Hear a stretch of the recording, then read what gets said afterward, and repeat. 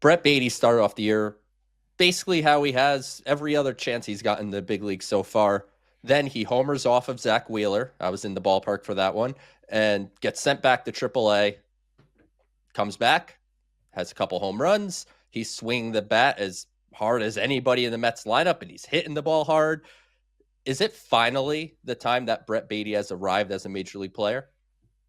Are you getting Mark Vientos 2024 vibes? We're Because hoping. you could have Yeah. laid out that exact same scenario last year, right? Vientos hits the home run to win the game against the Cardinals in late April, gets sent back to the minor leagues. You don't know when you're going to see him again. He comes back and he didn't never stopped hitting after that. And maybe Beatty's at that same point right now. The two biggest knocks on Brett offensively have been that he hits too many balls on the ground, and he seems to have solved that problem, and that he had trouble with high velocity fastballs.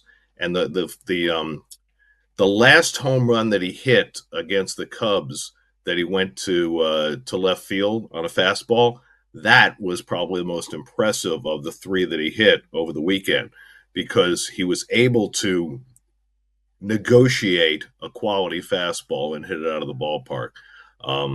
We know what kind of talent this guy has. He may not present as confident a demeanor as Vientos does. I mean, Vientos never gets down no matter what happens with him. We've seen that over the last couple of years. Beatty has a tendency to be a little harder on himself, but he success breeds success with a talented player like that. And, to have both of those guys going at the same time is a huge luxury for this team. It'll be interesting to see how Carlos Mendoza works with that. He's had Vientos DHing a couple of games, and with Winker out, it's interesting because Jesse is an important piece to this team and a real emotional spark plug.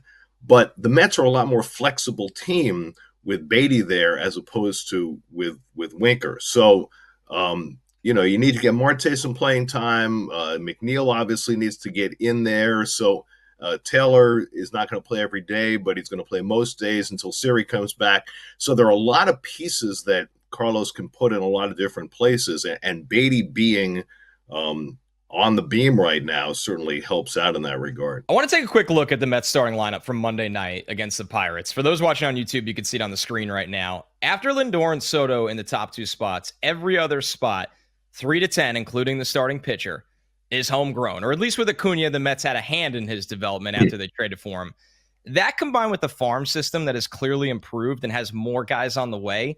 Gary, is that a sign of maybe some of this sustained success that we've been hoping for with Steve Cohen and David Stearns that they've been kind of preaching since each of them got here? Yeah, I mean, this is what you aim for, right? You aim for having too many guys in your farm system and on your roster, all of whom deserve to play at the big league level. This is what the Dodgers have done over the last Right. decade. They keep on producing players. They bring in players when they need to fill holes and when they need to establish depth. And that's exactly what the Mets have done. It started when they made the trades 2 years ago, when they traded away Scherzer and Verlander and some other guys and picked up Acuna and Clifford and Gilbert and all these folks. And, they've also drafted well, and you've got some pitchers coming to the upper levels of the system who are now almost major league ready. Last year was a setback as far as the position players on the cusp, because Gilbert was hurt and Williams was hurt, and obviously Mauricio missed the whole year. Now these guys are playing, and they are close to major league ready. And if injuries strike, you've got players who can fill those holes and keep a winning formula going. And that's what sustained success is all about. It's understanding the market and bringing in players on shorter term deals like the Mets have done with their pitching, filling in from the farm system, and then building around the linchpin players like Soto and Lindor and Nimmo, who are signed for the long term. And hopefully Alonso will be in that category too before too terribly long. Gary, with Luisangel Acuna, we know he can make things happen with his legs on the base path and in the field. but there are some warning signs offensively that at least I can see. He's yet to barrel a baseball up this year, 0.0% barrel rate. He's in the 25th percentile in hard hit rate. When you look, certainly the average is there and he's getting on base, and those are good, but it's a lot of flares and balls just finding holes. Do you think what he's doing currently offensively is sustainable throughout the season, or do you think there needs to be more of a change closer to what we saw in that 2-week span, right at the end of the last season when Lindor was down and he subbed in for him?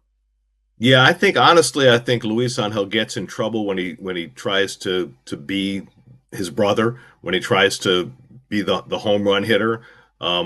I think because of the way his speed plays, as long as he's making contact, he's going to be a successful hitter. And as long as he's laying off pitches out of the strike zone, he'll get his walk rate up, and that way he'll be more of a force in terms of his ability to run the bases. I think you've got enough power in this lineup. You don't need to worry about Luisangel Acuna hitting home runs. But as long as he's making contact and getting on base, he should be fine. Now, the question is how pitchers adjust to him and whether he's able to handle those adjustments. We've seen a lot of breaking balls out of the strike zone that he was flailing at earlier that he's not now, and I think that's a really good sign. But, we haven't seen enough of Acuna in the big leagues to really know what he's going to be and how he gets to the power that he has. Again, he's not Ronald. He's not going to hit 40 home runs a year, but he might hit 15 or 20. But right now, I think as long as he's making contact and getting on base, I think that's really all you're asking of him.